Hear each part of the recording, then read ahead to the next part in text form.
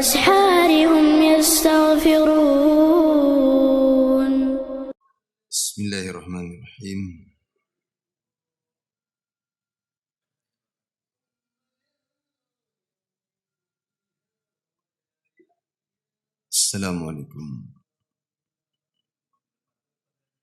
Assalamualaikum warahmatullahi wabarakatuh.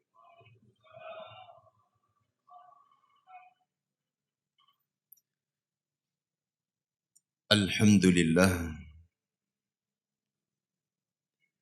hamdan katsiran tayyiban mubarakan fihi kama yuhibbu rabbuna wa yardah. Asyhadu an la ilaha illallah wahdahu la syarika lah wa asyhadu anna Muhammadan abduhu wa rasuluh sallallahu alaihi wa ala alihi wa sahbihi wa sallama tasliman katsira. Yaqulu rabbuna tabaraka wa ta'ala fil Qur'anil Karim, ya ayyuhalladzina amanu taqullaha haqqa tuqatih wa la tamutunna illa wa antum muslimun. Amma ba'd.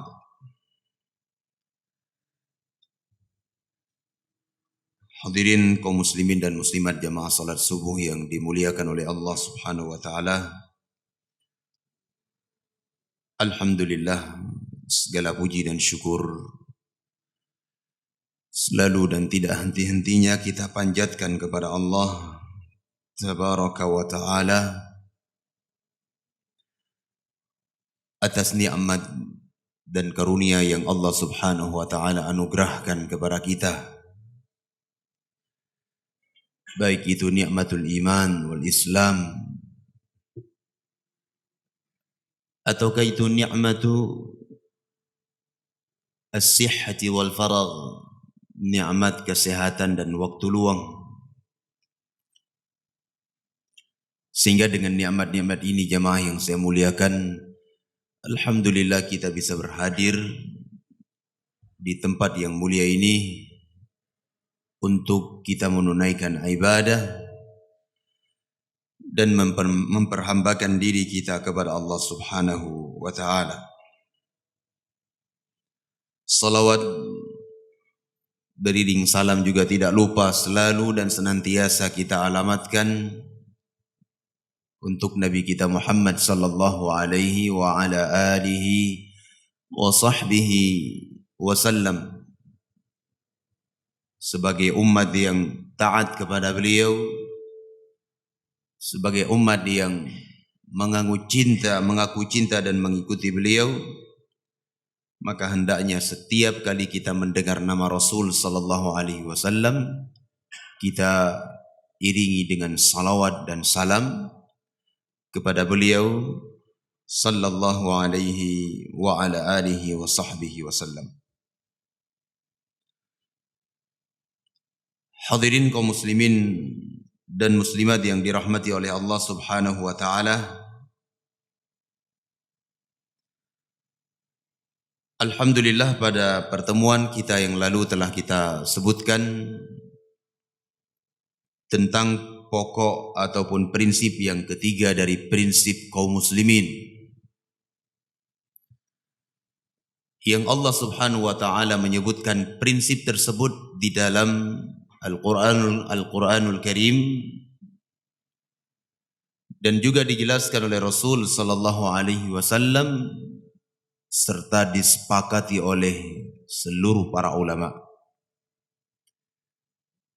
Dan prinsip ini tidak boleh main-main. Siapa saja yang mengaku beriman, mengaku sebagai muslim, ia harus berprinsip dengan prinsip ini. Itu beliau mengatakan, wa anna min tamamil ijtima'i as-sam'u wa ta'ah, as-sam'a wa ta'ata liman ta'ammara alaina walau kana abdan habasyiya. Di antara perkara yang akan menyempurnakan persatuan dan kesatuan muslimin adalah mendengar dan taat kepada penguasa muslimin. Walaupun yang memimpin kita itu adalah seorang budak dari Habasyah, dari Ethiopia. Jemaah yang dimuliakan Allah, ini prinsip yang tidak boleh ditawar-tawar. Ini prinsip yang tidak boleh ditukar-tukar ataupun diganti-ganti. Yang sebutkan prinsip ini adalah Allah Tabaraka wa Ta'ala di dalam Al-Quran dan Rasulnya di dalam hadis-hadis beliau. Demikian pula para sahabat bersepakat tentang tidak bolehnya menentang penguasa muslimin. Pada pertemuan yang lalu saya singgung ucapan Al-Imam Al-Barbahari rahimahullahu ta'ala. Beliau mengatakan bahwa Islam adalah sunnah. Dan sunnah itu adalah Islam itu sendiri. Tidak bisa dipisahkan. Seseorang yang mengaku berislam, dia wajib berpegang teguh di atas sunnah Rasul. Dan seseorang yang telah berpegang teguh di atas sunnah Rasul, sudah pasti dia berislam dengan Islam yang sempurna. Sehingga beliau mengatakan, wa minas sunnati luzumul jamaah. Termasuk dari sunnah Rasul dan bagian dari Islam adalah seseorang berpegang teguh di atas al-jamaah.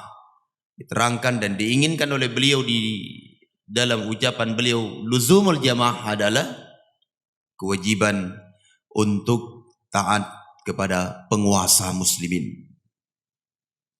Beliau mengatakan, faman kharaja 'alal ulah wa faraqaha, barang siapa yang keluar menentang penguasa muslimin ataupun ia menyelisihinya, tidak taat kepada penguasa di dalam perkara-perkara yang ma'ruf, kata beliau, faqad khala'a ribqatal Islam min 'unuqihi, sungguh ia telah putuskan tali pengikat keislaman yang ada pada lehernya.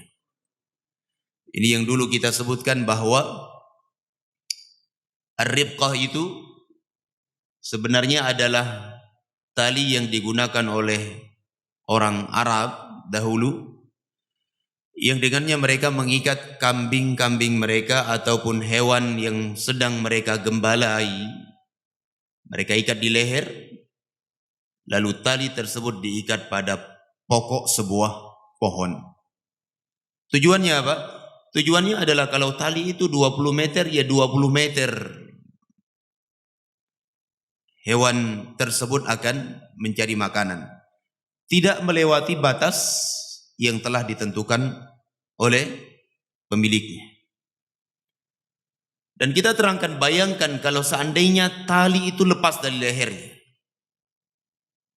tali tersebut terputus dari lehernya, maka niscaya hewan-hewan tersebut akan mencari makanan melebihi dari batasan yang telah disanggupi oleh pemiliknya untuk dijaga.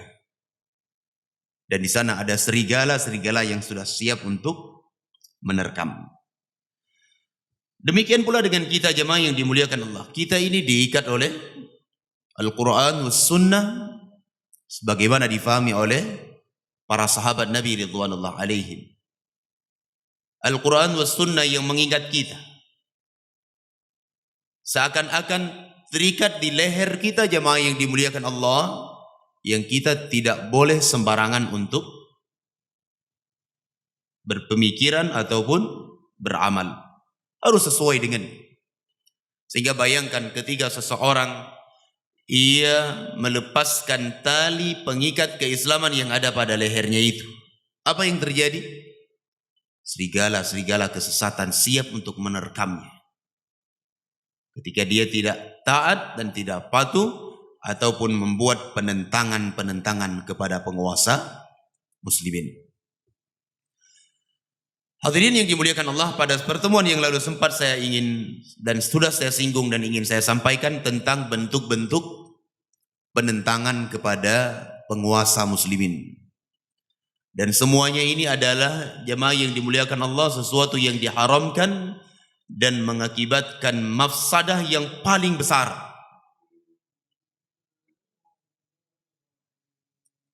Baik. Yang pertama jemaah yang dimuliakan Allah,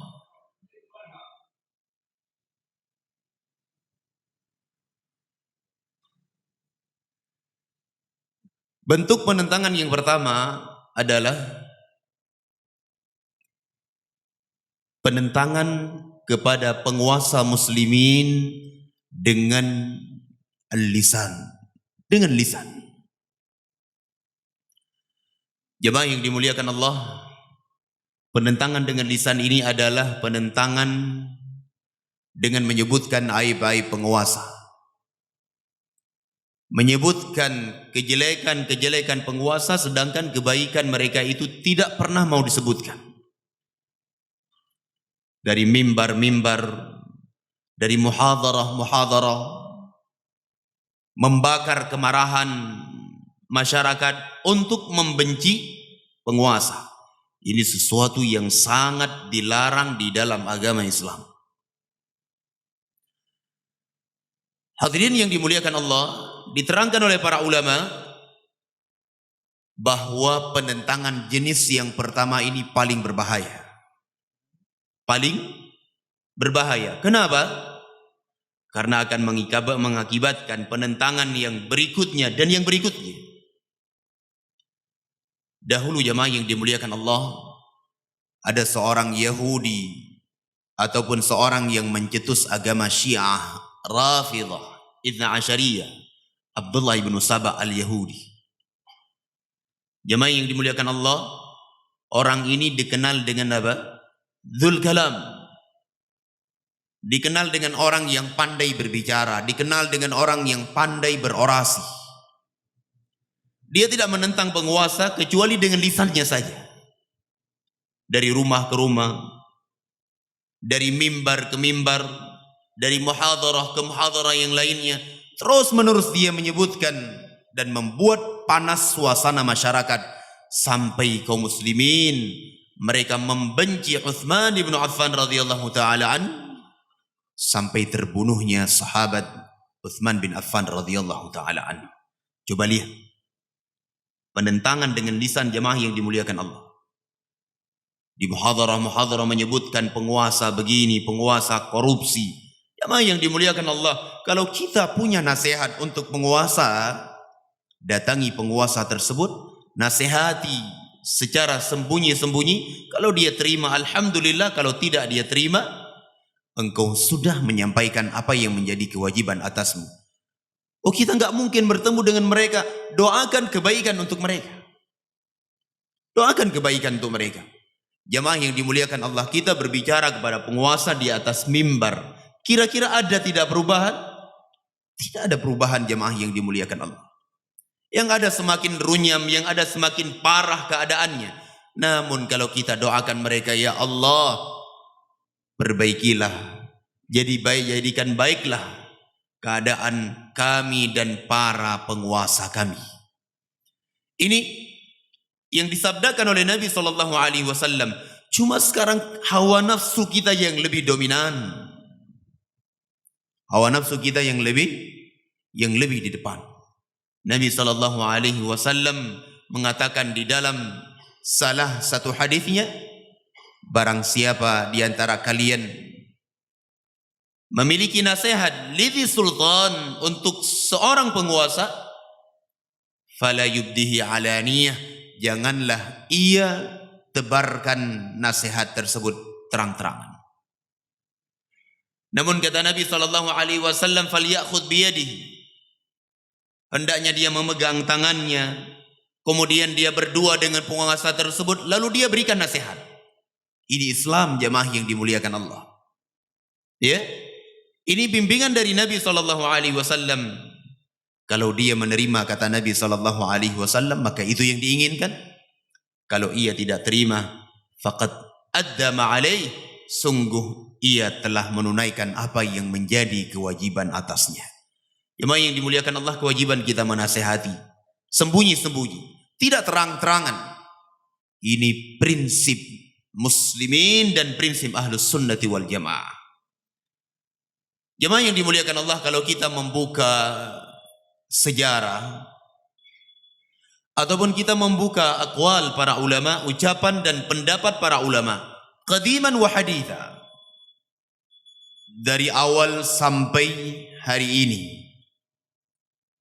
para ulama mereka semuanya bersepakat tentang tidak bolehnya al-khuruj, keluar menentang penguasa muslimin. Al-Imam Al-Bukhari rahimahullahu ta'ala, beliau mengatakan, laqitu akthar min alfi rajulin minal ulama. Coba lihat, ini Al-Imam Al-Bukhari yang kita baca kitab sahih beliau, yang semua muslimin mengenal beliau sebagai seorang alim, seorang ahlus sunnah.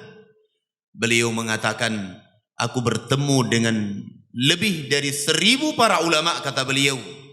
Kulluhum, semua mereka itu bersepakat bahwa tidak boleh menentang terhadap penguasa muslimin.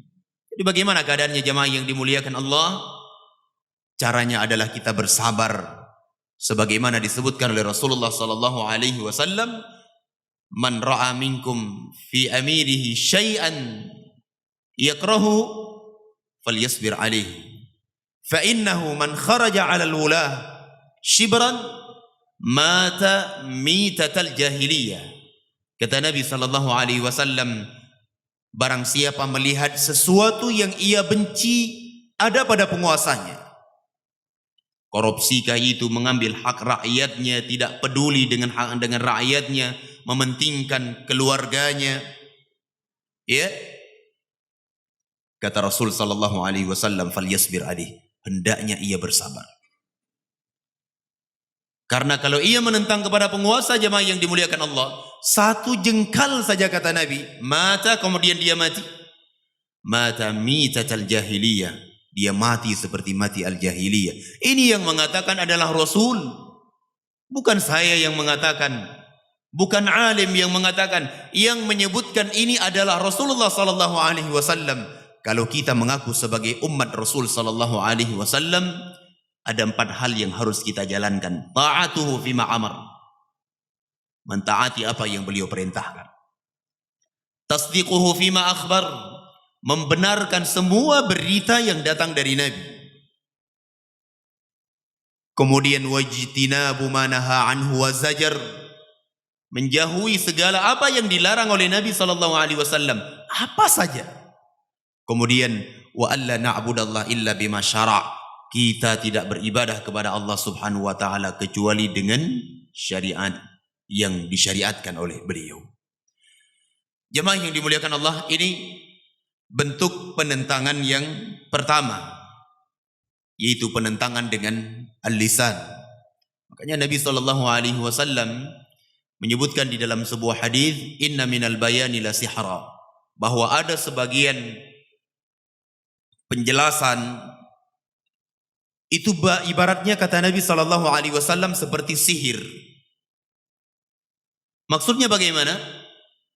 Maksudnya adalah ia mampu untuk merubah keadaan muslimin yang sebelumnya mereka tenang-tenang saja, tidak marah kepada penguasa, namun dengan lisannya tersebut ia bisa merubah keadaan muslimin yang cinta kepada penguasa berubah menjadi kebencian.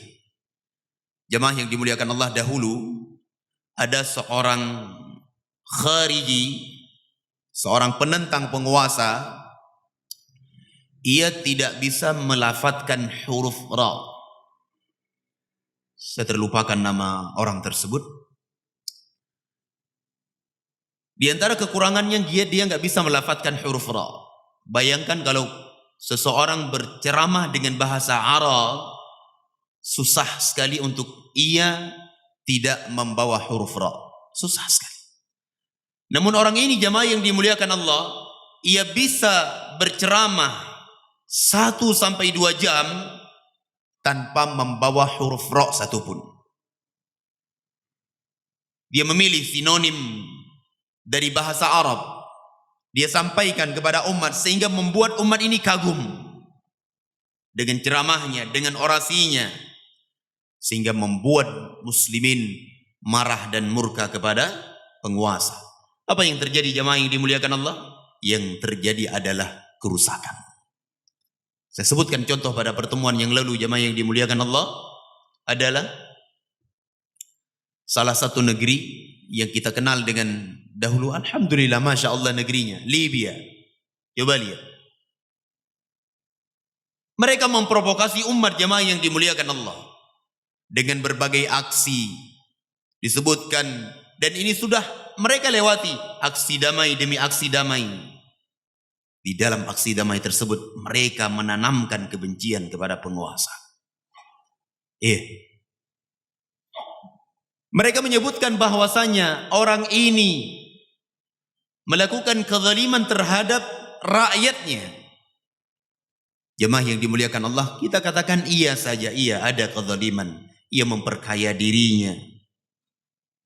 Namun keadaan yang mereka miliki tersebut, yang mereka alami pada hari itu jauh lebih baik dibandingkan hari ini. Jauh lebih baik. Datang orang-orang seperti ini, mereka berkumpul, mereka bersatu untuk menentang penguasa Muammar Gaddafi waktu itu sampai tumbang kemudian mati orangnya. Lihat hari ini Libya jemaah yang dimuliakan Allah, penyesalan yang begitu besar yang dialami oleh umat ataupun masyarakat Libya hari ini. Saya pernah terangkan pada pertemuan yang lalu, saya punya kawan, nama beliau Abu Bakar Al-Libi. Saya tanya kepada beliau, ya Abu Bakar, wa ina ahsan ayyamu Gaddafi ma'a zulmihi wa ayyamikum hadha? Mana lebih baik? Ya? Mana lebih baik masa-masa kepemimpinan Gaddafi dengan keadaan kalian hari ini? Mana lebih baik? Beliau sampai bersumpah, wallahi, wallahi, wallahi ayyamu Gaddafi ahsan. Hari-hari pemerintahan Gaddafi itu jauh lebih baik dibandingkan hari ini. Hari ini kelompok yang dulunya katanya bersatu, mereka ribut, saling menghantam, saling perang, saling membunuh, sama-sama rebut jabatan dan kursi. Pemimpin kelompok kami yang lebih berhak, pemimpin kelompok kami yang lebih pantas, dan sebagainya.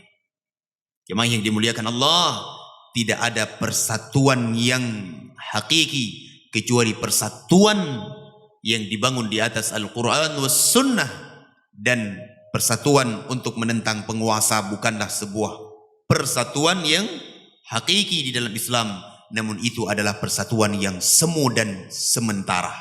Setelah itu akan ribut. Kalau mereka tidak ribut di dunia, maka mereka akan menjadi musuh terhadap sebagian yang lainnya kelak di yaumul qiyamah. Allah berfirman, al-akhillau yawma idzin ba'dhuhum li ba'dhin adun illa muttaqin. Orang-orang yang dulunya di dunia mereka bersatu, namun bukan di atas karena Allah, bukan di atas Al-Quran was Sunnah, maka kelak di yaumul qiyamah mereka akan menjadi musuh terhadap sebagian mereka yang lainnya. Baik, ini yang pertama. Kemudian yang kedua adalah penentangan dengan anggota badan, dengan perbuatan. Kalau tadi kita sebutkan dengan lisan, maka yang kedua ini dengan anggota badan. Ini diterangkan oleh para ulama, bentuknya sangat banyak. Di antaranya adalah demonstrasi, melakukan demo dan aksi-aksi menentang dan mengumbar aib penguasa. Ini sesuatu yang dilarang jemaah yang dimuliakan Allah. Memang berat untuk kita terima di dalam jiwa kita. Bagaimana nih penguasa keadaannya seperti ini? Penguasa keadaannya begini, begini, dan begini. Jemaah yang dimuliakan Allah, kejelekan penguasa itu adalah cerminan dari rakyatnya. Cerminan dari rakyat. Hari ini kita jangan bermimpi jemaah yang dimuliakan Allah mendapati seorang pemimpin sebisal Abu Bakar As-Siddiq radhiyallahu taala anhu kalau rakyatnya seperti kita. Ya, menunaikan hak-hak Allah Subhanahu wa taala terkadang masih kita tunda-tunda. Nantilah Ya, di samping dari itu kemaksiatan kita lakukan banyak. Na'udzubillah. Sehingga jemaah yang dimuliakan Allah, penguasa itu adalah cerminan dari rakyatnya. Allah Subhanahu wa taala yang akan memberikan penguasa kepada masyarakat muslimin sesuai dengan keadaan dan keimanan serta ketakwaan mereka kepada Allah Subhanahu wa taala. Dahulu para sahabat Nabi ridwanullah alaihim, mereka diberikan pemimpin semisal Abu Bakar As-Siddiq radhiyallahu taala anhu, karena rakyatnya adalah Umar bin Al-Khattab. Karena rakyatnya adalah Abu Hurairah radhiyallahu anhu, Abdullah bin Mas'ud, Abdullah bin Abbas, dan yang lainnya dari para sahabat Nabi ridwanullah alaihim. Mereka diberikan pemimpin waktu itu jamaah yang dimuliakan Allah. Umar bin Al-Khattab, Uthman bin Affan, Ali bin Abi Talib, Muawiyah bin Abi Sufyan, dan yang lainnya. Ya, semuanya dikarenakan keimanan dan ketakwaan mereka kepada Allah Subhanahu wa taala. Sehingga jemaah yang dimuliakan Allah, jangan sekali-kali kita keluar dari prinsip muslimin yang Allah Subhanahu wa taala tetapkan di dalam Al-Qur'an dan juga Rasulullah sallallahu alaihi wasallam di dalam sunnah beliau. Kemudian yang ketiga jemaah yang dimuliakan Allah, yang ketiga adalah penentangan terhadap penguasa dengan pedang ataupun dengan senjata. Ini sudah mencapai puncak jemaah yang dimuliakan Allah. Menentang penguasa dengan pedang ataupun dengan senjata. Sampai terbunuhnya penguasa dan munculnya kekacauan di negeri muslimin.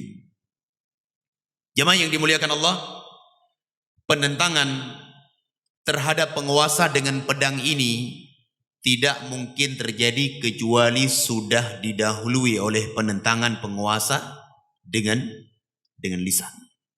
Provokasi demi provokasi dilakukan. Coba lihat negeri yang kata Nabi sallallahu alaihi wasallam, Allahumma barik li Syamina. Ya Allah, berkahilah negeri Syam kami. Termasuk dari Syam hari ini apa? Suriah.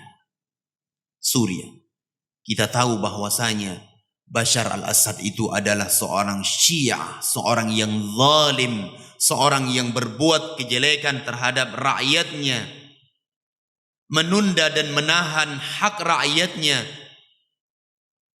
muslimin. Demikian keadaannya, kita akui itu.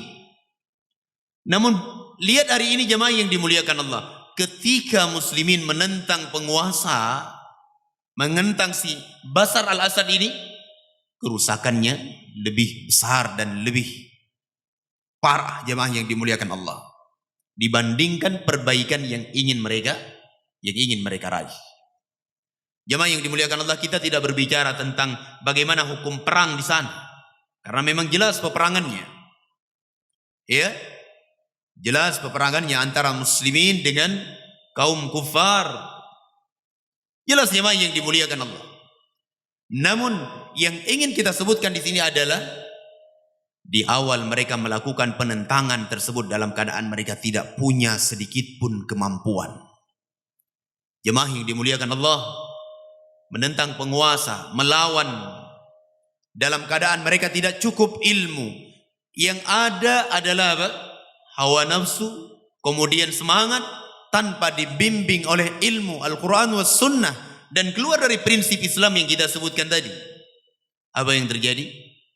Kerusakan lebih besar jemaah yang dimuliakan Allah. Hari ini siapa yang akan bertanggung jawab terhadap anak-anak muslimin yang terpotong-potong tubuh mereka itu? Siapa yang bertanggung jawab? Iya. Hari ini siapa yang akan bertanggung jawab terhadap wanita-wanita muslimat yang dilangkahi kehormatan mereka? La haula wala quwata illa billah. Rasul sallallahu alaihi wasallam dahulu berperang melawan orang-orang kafir, tidak pernah beliau mengorbankan anak-anak, tidak pernah beliau mengorbankan siapa? Wanita. Bahkan beliau menugaskan sebagian para sahabat Nabi ridwanullah alaihim untuk tetap berada di negeri Madinah menjaga keamanan kota Madinah, sedangkan Rasulullah SAW keluar untuk berperang. Jemaah yang dimuliakan Allah, sesuatu yang tidak berada di atas bimbingan Allah Subhanahu wa taala, maka niscaya kekacauan dan kerusakan lebih besar dibandingkan perbaikan yang mereka harapkan. Coba lihat lagi negeri yang dikenal dengan kata Nabi SAW, al-hikmah Yaman, al-ilmu Yaman, al-hikmah Yamaniyah. Nabi SAW mengatakan ilmu itu adalah Yaman, hikmah adalah Yamaniyah. Nabi SAW memuji negeri Yaman. Dahulu Yaman dipimpin oleh seorang pemimpin selama 32 tahun dia memimpin. Ya, Ali Abdullah Saleh. 32 tahun dia memimpin. Yang nanti hadirin bisa contohkan dengan negeri kita ini. 32 tahun dia memimpin, jemaah yang dimuliakan Allah, kemakmuran tercipta. Keamanan terrealisasi.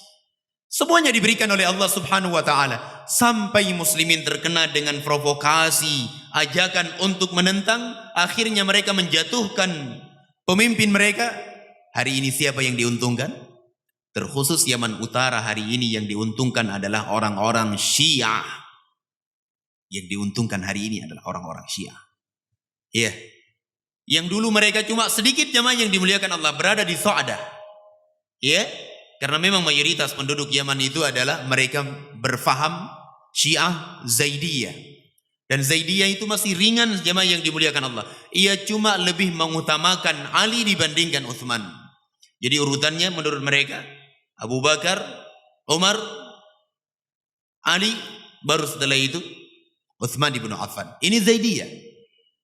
Namun berbeda dengan kelompok mereka yang dulunya di Yaman sangat kecil dan sedikit, Syiah Rafidah, Ithna Asyariyah. Mereka bukan cuma ingin mengutamakan Ali di atas Utsman, bahkan mereka mengkafirkan Abu Bakar As-Siddiq, Umar bin Al-Khattab, Utsman bin Affan, Abu Hurairah dan para sahabat yang lainnya. Sampai mereka mengatakan bahwasanya Abu Bakar dan Umar adalah dua berhala Quraisy. Alhamdulillah.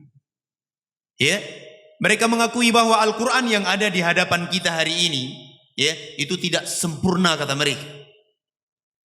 Hari ini yang diuntungkan di Yaman, terkhusus Yaman Utara adalah orang-orang Syiah. Ini akibat dari apa jemaah yang dimuliakan Allah? Akibat dari penentangan terhadap penguasa. Tidak ada yang namanya kebaikan jemaah yang dimuliakan Allah. Lihat negeri kita hari ini. Dulu alhamdulillah keamanan tercipta, ketentraman ada di negeri kita. Coba kalian hari ini, pembunuhan terjadi di mana-mana. Keributan terjadi di mana-mana. Penjarahan terjadi di mana-mana. Kita yang keluar dari rumah kita jemaah yang dimuliakan Allah, kita tidak merasa aman terhadap harta kita, jiwa kita bahkan. Dan negeri kita tidak diberikan keamanan oleh Allah Subhanahu wa taala.